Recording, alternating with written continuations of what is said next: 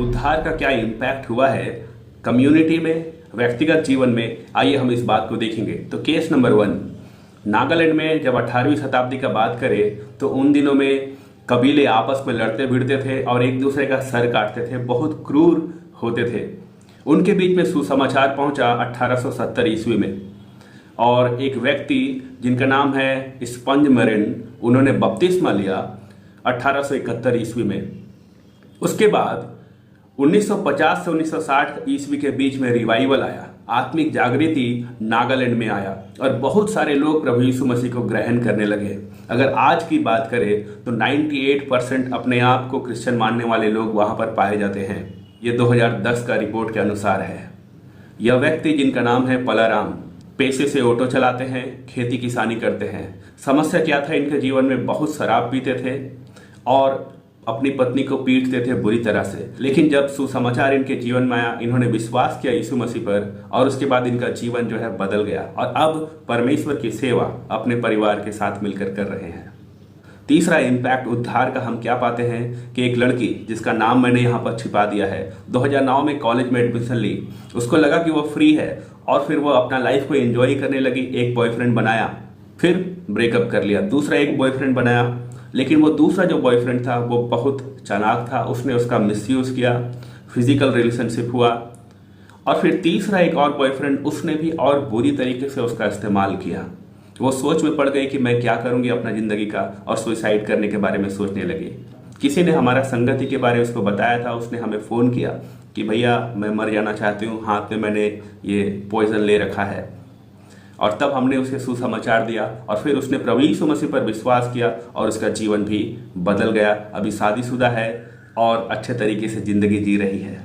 तो हमने यहाँ पर देखा 3 केस। उद्धार हमारा कम्युनिटी को, उद्धार हमारा व्यक्तिगत जीवन को भी बदल देता है। तो क्या है ये उद्धार? आइए इस बात को हम यहाँ समझेंगे। आज का जो टॉपिक है इसे हम कहेंगे रिडेम्पशन। तो आज हम लोग क्या क्या सीखने वाले हैं? सबसे पहले हम देखेंगे वर्ड मीनिंग रिडेम्पशन का और उसका डेफिनेशन, क्यों यह डॉक्ट्रिन हमारे लिए बहुत महत्वपूर्ण है, इस बात को देखेंगे। फिर हम देखेंगे कि redemption from what are the things, अगर छुटकारा मिलना है तो किन किन बातों से छुटकारा मिलना है, कैसे हम लोग रिडेम्पशन या छुटकारा पा सकते हैं। दुनिया में बहुत सारा फॉल्स थ्योरी भी है रिडेम्पशन के बारे में, तो कौन कौन सा वो फॉल्स थ्योरी है आज हम उसे भी बताने वाले हैं। गॉस्पल सुसमाचार क्या है और प्रोस्पेरिटी गॉस्पल क्या है, इस दोनों का अंतर को भी हम यहाँ पर समझने का कोशिश करेंगे। और अंत में हम ये देखेंगे कि इस डॉक्ट्रिन का शिक्षा को अगर हम अपना व्यक्तिगत, सामाजिक और कलीसियाई जीवन में अप्लाई करते हैं तो क्या बदलाव, क्या इम्पैक्ट होगा। आइए हम जानेंगे इन सब बातों को। रिडेम्पशन को हिब्रू भाषा में पद्दाह कहते हैं। इसका मतलब होता है टू डिलीवर, मतलब छुटकारा देना। रिडेम्पशन का एक मतलब यह है कि God's special intervention for the salvation of mankind. हम मनुष्य जो पाप में फंस गए, पाप का गुलामी में और पाप का सजा में, तो वहां से छुटकारा देने का परमेश्वर का कार्य, यह है बाइबल का अर्थ।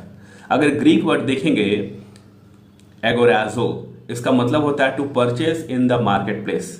उन दिनों में क्या होता था, गुलामों को बाजारों में बेचा जाता था। गुलाम बंधे होते थे और लोग आते थे और वो लोग गुलामों की बोली लगाते थे, खरीदते थे।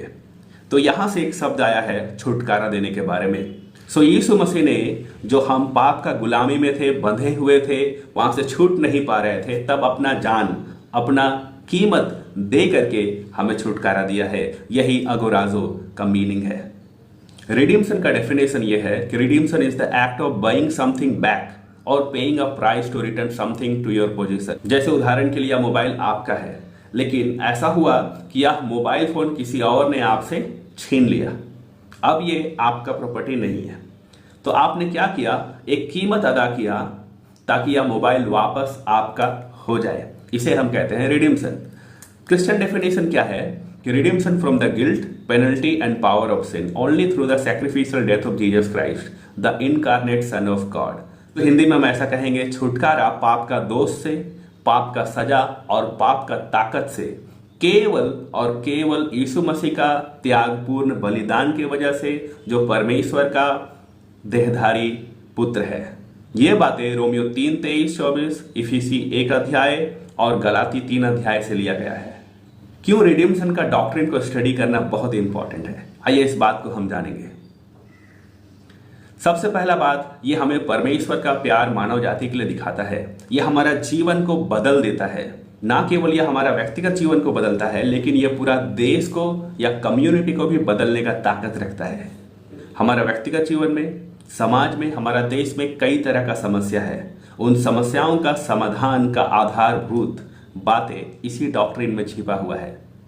बहुत सारा रॉन्ग गॉस्पल जो है आजकल पाया जाता है, इसीलिए मैं आपको यहाँ सच्चाई बताना चाहता हूँ कि सही गॉस्पल क्या है। तो ये डॉक्ट्रिन को स्टडी करना बहुत जरूरी है।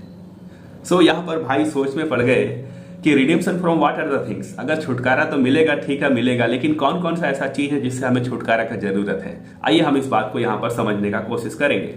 Redemption from 3 things, guilt of sin, penalty of sin और पावर ऑफ सिन। ये 3 जो पॉइंट है, ये क्या है, इसको हम डिटेल में आगे समझेंगे और कैसे हम छुटकारा पाते हैं हम इस बात को भी समझेंगे। सबसे पहले हम देखेंगे redemption from guilt of sin. अगर पुराना नियम में हम लेबे व्यवस्था 4 उसका 13 वचन में देखते हैं तो वहां पर दोष शब्द इस्तेमाल हुआ है। हम मनुष्य कहीं ना कहीं अपने अंदर में कुछ गलती का एहसास करते रहते हैं। गिल्ट, दोष हमारे अंदर में रहता है हमेशा से। इस गिल्ट को एक वर्ड यूज करके लिखा हुआ है एशम, जिसका मतलब होता है the condition of guiltiness, the same of being guilty. मतलब ये कि हमारे अंदर में दोषपन का एक तरह का फीलिंग्स है, महसूस है कि मैंने कुछ गलत किया है। शर्मिंदगी महसूस होता है, हमारा सर झुका रहता है और फिर ऐसा लगता है कि हम किसी सजा के लायक है, अच्छा हुआ मेरे साथ हुआ ऐसा। तो ऐसा कभी कभी महसूस होता है। Sin makes us guilty before God. परमेश्वर इतना पवित्र है कि पाप हमें परमेश्वर का उपस्थिति में या परमेश्वर के सामने गिल्टी महसूस कराता है कि हमने पाप किया है और हम अपने आप को दोष देते हैं। क्यों? क्योंकि हमने पाप किया है, इस बात का एहसास हमें होता है। तो परमेश्वर इसी दोषपन से छुड़ाने के लिए यह रिडीम्पशन हमें दिया है। तो परमेश्वर इस गिल्ट से छुटकारा देता है। जब हम रोमियो 8 उसका 1 वचन पढ़ते हैं तो लिखा है कि जो मसीह यीशु में है उस पर दंड की आज्ञा नहीं है। जब रोमियो 5 अध्याय में पढ़ेंगे तो कई बार एक मनुष्य के द्वारा पाप जगत में आया, दोष आया, और दूसरा एक मनुष्य यीशु मसीह, उसके द्वारा से वो दोषपन और वो गिल्ट और वो पाप का जो सजा है हट गया। दूसरा, redemption from penalty of sin. ये पेनल्टी का मतलब क्या होता है? पेनल्टी मतलब पनिशमेंट या फाइन। हम अपने भाषा में इसे कह सकते हैं जुर्माना। जैसे सरकारी नियम के अनुसार केवल 2 आदमी बाइक में बैठना है और तीसरा भी बैठा है तो ट्रैफिक पुलिस आपको जरूर फाइन करेगा, चालान करेगा। तो ऐसा ही पाप का सजा बाइबल के अनुसार मृत्यु है। तो ये मृत्यु का मतलब क्या है? अनंत काल के लिए परमेश्वर से अलगाव, अनंत काल का नरक का दंड और शारीरिक मृत्यु, आत्मा, प्राण और देह का मृत्यु। तो ये ऐसा है कि नरक में हमेशा हमेशा के लिए वो सजा मिलेगा, कभी मर कर खत्म नहीं होंगे, परंतु तड़पता हुआ जीवन वहां पर होगा। तो ऐसा भयानक दंड है। तो इसी सजा से बचाने के लिए यीशु मसीह ने क्रूस में अपना जान दिया ताकि हम ये जो मृत्यु है, पाप का सजा, उससे बच जाए। और यीशु मसीह केवल मरा नहीं, फिर जिंदा हो गया। यीशु मसीह जिंदा हुआ है तो हम सभी विश्वासी जो मसीह में सो गए हैं या आने वाले समय में सो जाएंगे, सभी लोग जब यीशु मसीह दोबारा आएगा तो हम जिंदा होंगे। तो redemption from penalty of sin का मतलब है पाप का जो सजा है उससे छुटकारा। रोमियो 5:12 में जब हम पढ़ेंगे तो एक मनुष्य के द्वारा से मृत्यु आया, आदम के द्वारा, और यीशु मसीह के द्वारा से अनंत जीवन आया। हम लोग 1 कुरिन्थियों 15 अध्याय में पढ़ेंगे तो वहां पर रिजरेक्शन के बारे में कई एक बातें लिखा हुआ है। मतलब ये कि पाप का सजा से जरूर मृत्यु आया, लेकिन एक दिन जब यीशु मसीह दोबारा आएगा तो जो लोग यीशु मसीह पर विश्वास करते हैं उनको परमेश्वर जिंदा करेगा फिर से, और पाप का जो अनंत काल का जो सेपरेशन है वो नहीं होगा। हम हमेशा हमेशा के लिए परमेश्वर के साथ रहेंगे। तीसरा, redemption from power of sin. ये पावर का मतलब क्या होता है? पावर का मतलब होता है एबिलिटी टू कंट्रोल पीपल और थिंग्स और टू डू समथिंग। मतलब ये एक ऐसा ताकत या शक्ति जो किसी व्यक्ति को कंट्रोल करता है ताकि उससे कुछ करा सके। तो हमारे अंदर भी पाप का स्वभाव पाया जाता है, हम पाप के गुलाम में पाए जाते हैं, पाप का अंडर में है। पाप का जो ताकत है हम लोगों को अच्छा काम करने से रोकता है और परमेश्वर को खुश करने वाला जीवन जीने से रोकता है। क्यों? क्योंकि we are slaves to sin and शैतान।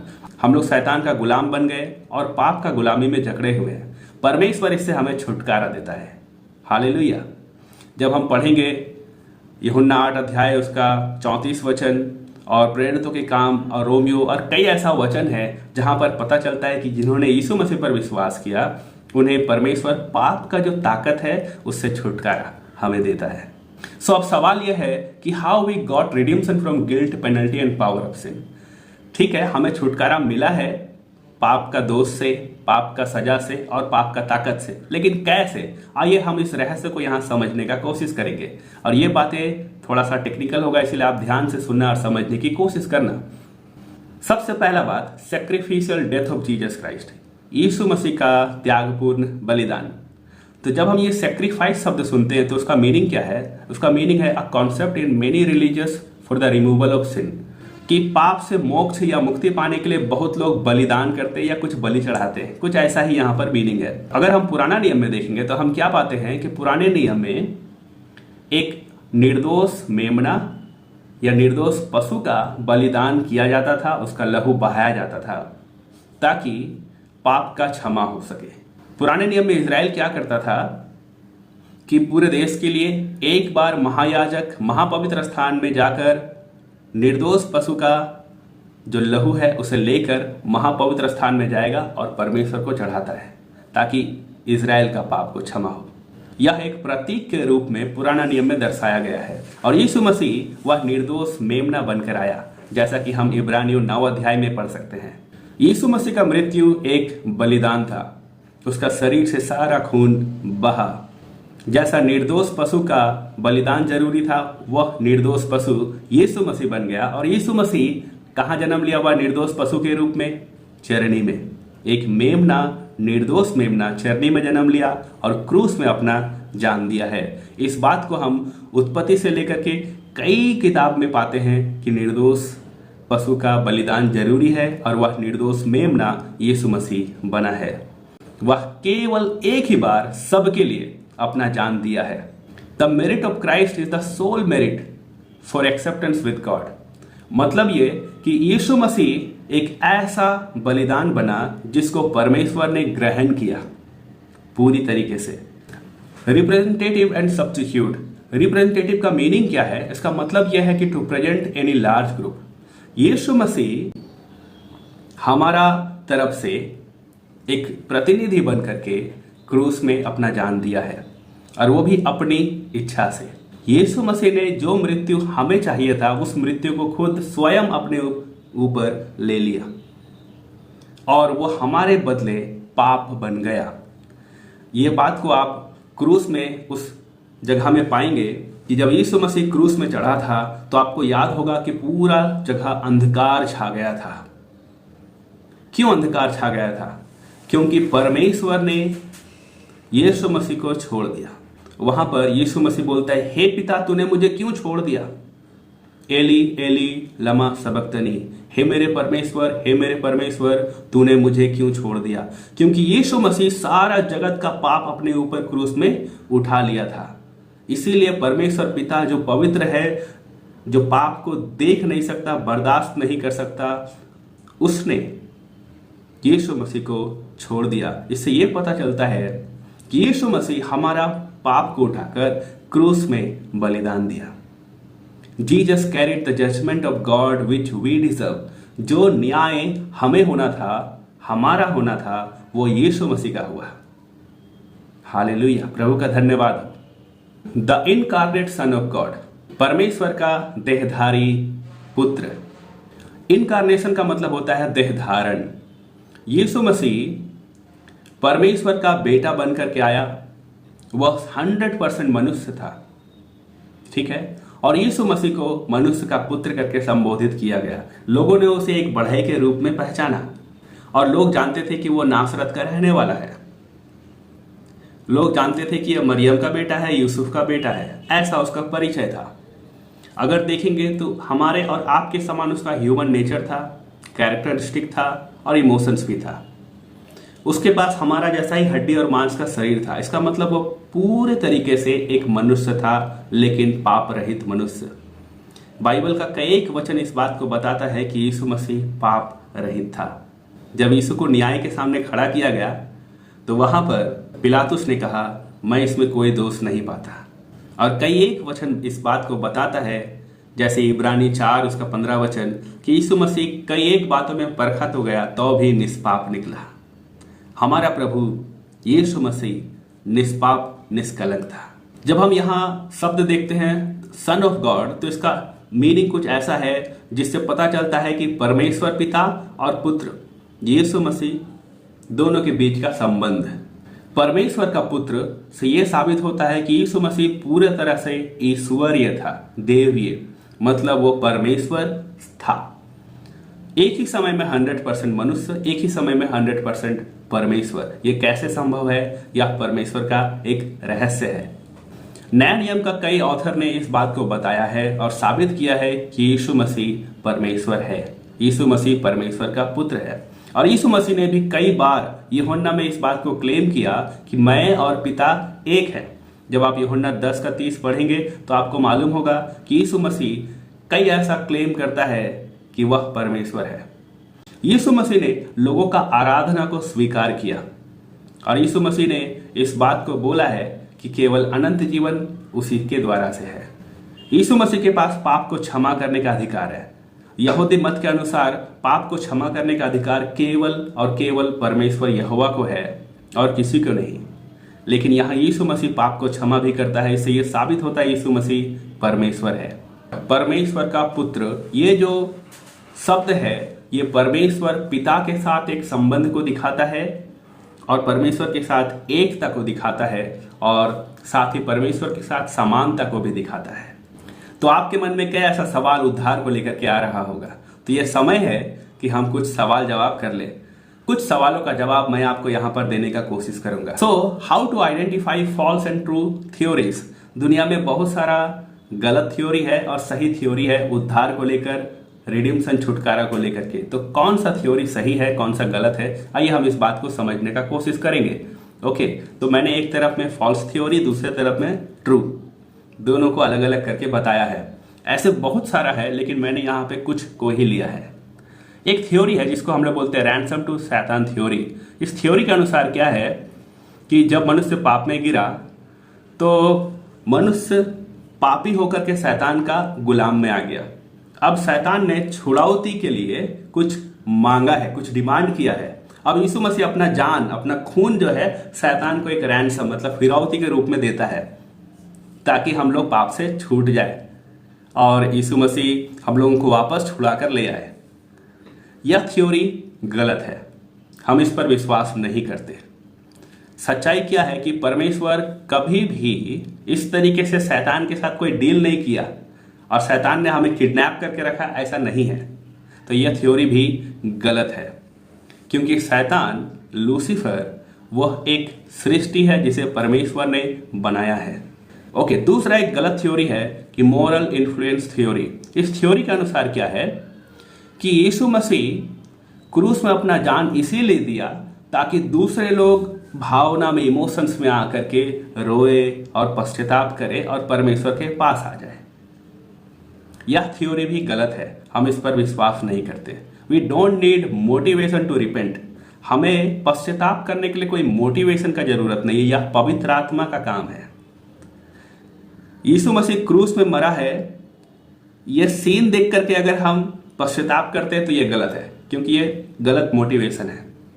लेकिन जब पवित्र आत्मा हमें पाप के लिए गिल्ट पैदा करता है, कायल करता है, कन्विक्ट करता है और हम प्रभु को ग्रहण करते पश्चाताप करके, यह सही है।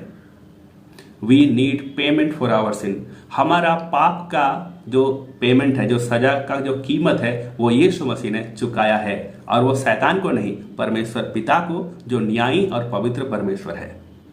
एक मिस्टिकल थ्योरी है कि ठीक है यीशु मसीह, चलो ठीक है डेथ हुआ उसका क्रूस में मान लेते हैं, अब किसी तरह से हमारा करप्टेड नेचर भी यीशु मसीह पर विश्वास करने से बदल जाता है। समझ में नहीं आता लेकिन मिस्टिकल थ्योरी है तो समझ में नहीं आता तो फिर इसको क्यों मानते हो भाई? ठीक है, our nature is not mystically transformed. हमारा जो जीवन जो बदला है वो रहस्यमय तरीके से नहीं बदला है। Our sin must be punished. हमारा जो पाप का सजा है वो मिलना जरूरी है परमेश्वर के नियम के अनुसार, क्योंकि परमेश्वर पवित्र और सच्चा न्यायी है, इसीलिए। ओके, बहुत बड़ा सवाल, और यह सवाल आज के संदर्भ में बहुत इंपॉर्टेंट है। What is gospel? सुसमाचार क्या है? क्योंकि जब हम आसपास देखते हैं बहुत सारा सुसमाचार हमें सुनने में मिलता है। और फिर प्रोस्पेरिटी गॉस्पल क्या है? लुभावना सुसमाचार, बड़ा मजा आता है। ऐसा भी सुसमाचार है जिसमें फायदे भी होता है। तो आइए हम लोग दोनों के बीच का अंतर को यहां पर समझने का कोशिश करेंगे। लेकिन सबसे पहले हम जानेंगे गॉस्पल क्या है। आप यूहन्ना 3:16, 17, 18 ये वचन को आप जानते हैं कि परमेश्वर ने जगत से ऐसा प्रेम रखा कि उसने अपना एक लौता पुत्र दे दिया, ताकि जो कोई उस पर विश्वास करे वह नाश ना हो परंतु अनंत जीवन पाए। परमेश्वर हम मनुष्य को पाप से बचाने के लिए यीशु मसीह को बलिदान के रूप में क्रूस में मरने के लिए, जान देने के लिए दे दिया। क्यों? क्योंकि परमेश्वर हमसे बहुत प्रेम करता है। क्यों? क्योंकि वह चाहता है कि हम यीशु मसीह पर विश्वास करें और अनंत जीवन पाए और नष्ट होने से बच जाए। यीशु मसीह हमारे पापों के बदले क्रूस में चढ़ाया गया, मर गया, फिर हमें अनंत जीवन देने के लिए जी उठा। जैसा आप 1 कुरिन्थियों 15 अध्याय जब आप पढ़ेंगे तो आपको वहां पर यही सुसमाचार पौलुस बोलता है। अब लिखा है आगे एक बात जो बहुत कम लोग इस बात को बोलते हैं, परंतु जो उस पर विश्वास नहीं करता वह दोषी ठहर चुका, इसलिए कि उसने यीशु मसीह के नाम पर विश्वास नहीं किया।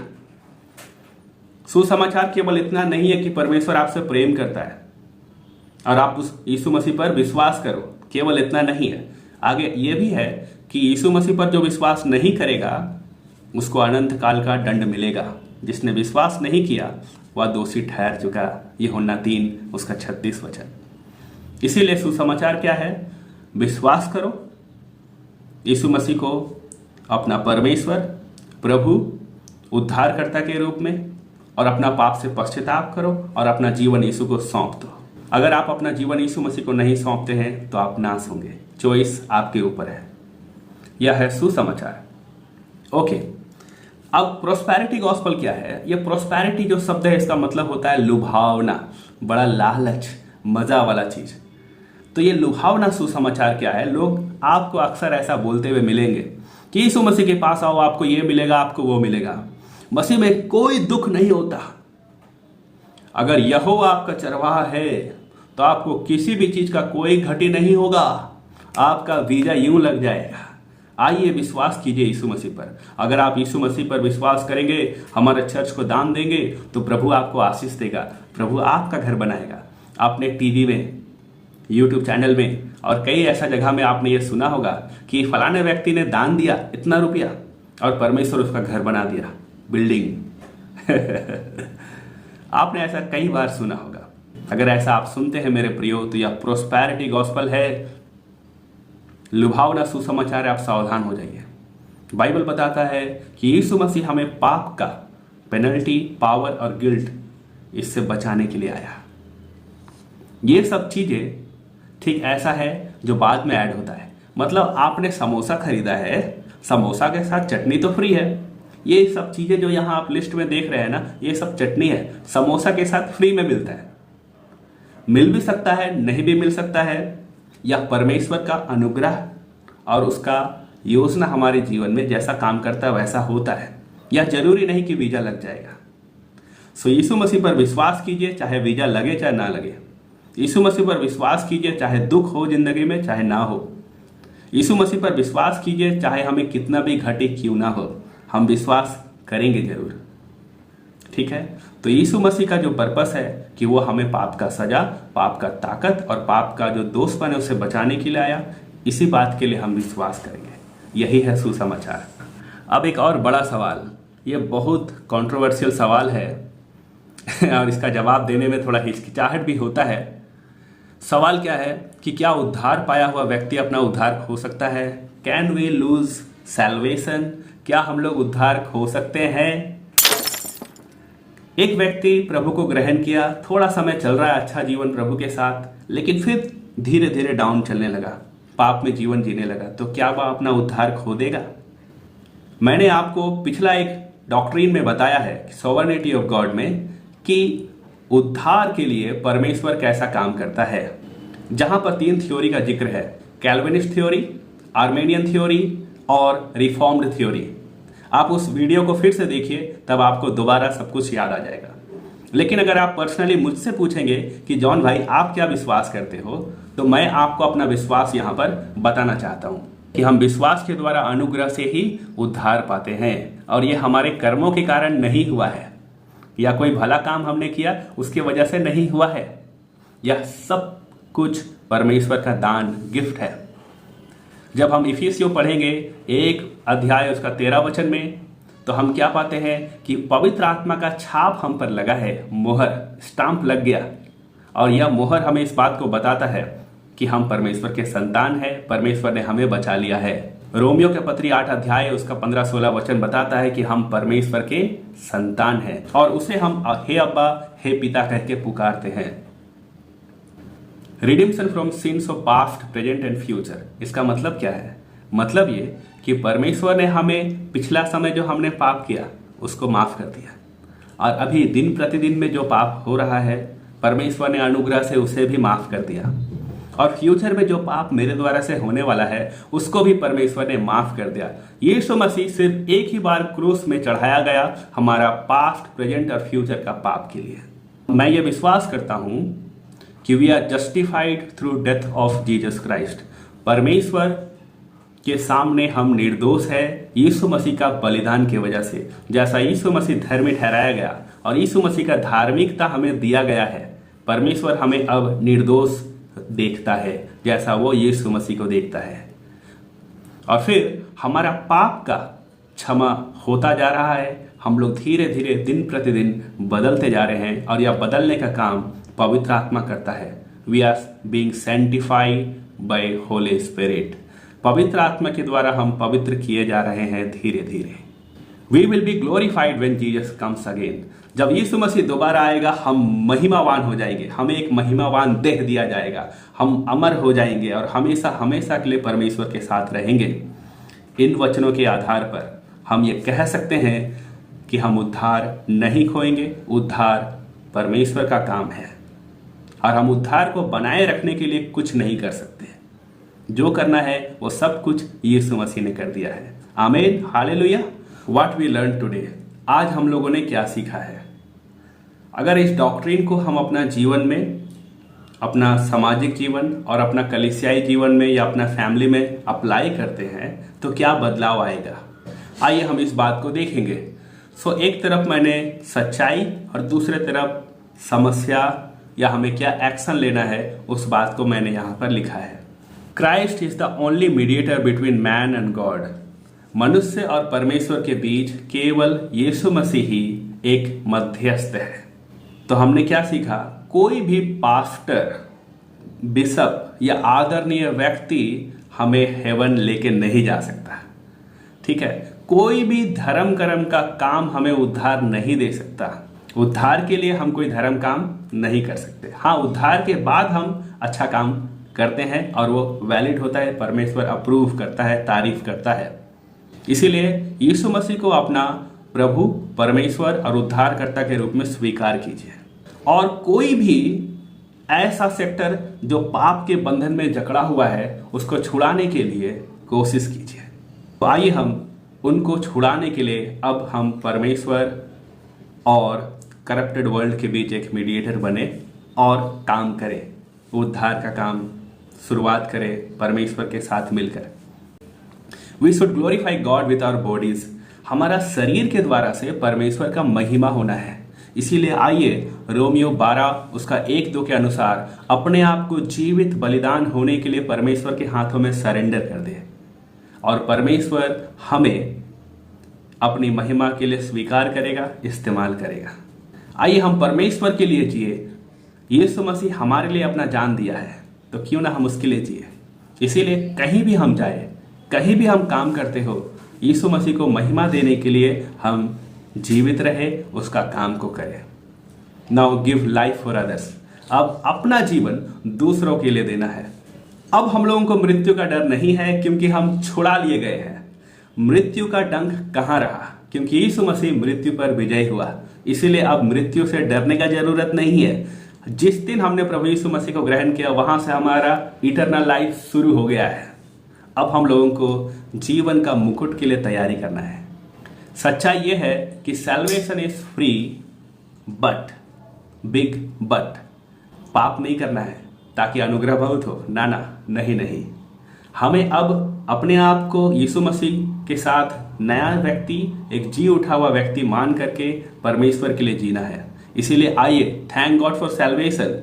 जो कुछ प्रभु ने हमारे लिए किया है उसके लिए प्रभु को धन्यवाद कीजिए, और उसका प्यार को अब आप इस पृथ्वी में जहां आपको परमेश्वर ने रखा है दिखाइए। कई तरह का जो एक्टिविटी आप कर सकते हैं कीजिए, जैसे चैरिटी कीजिए, कोई भला काम कीजिए, ज़रूरत पड़े तो आप कोई एनजीओ ज्वाइन कीजिए, दूसरों का देखभाल कीजिए। God paid once for all.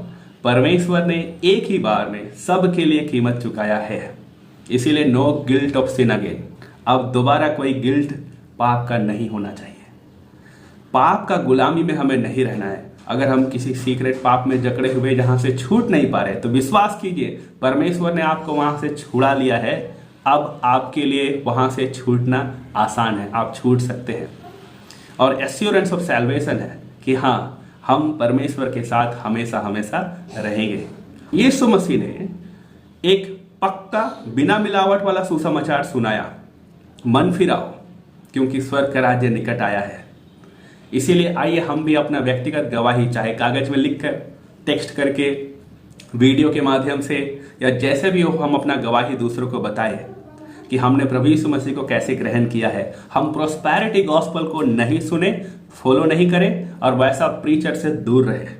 अगर कोई मिक्स गॉस्पल सुनाता है तो हमें ऐसे लोगों से सावधान रहना चाहिए और दूसरे लोगों को भी सावधान करना चाहिए। अगर और कुछ शिक्षा आपको मिला है तो आप बता सकते हैं। आप नीचे कमेंट करके हमें बताइए कि आपने और क्या क्या बातें सीखा है।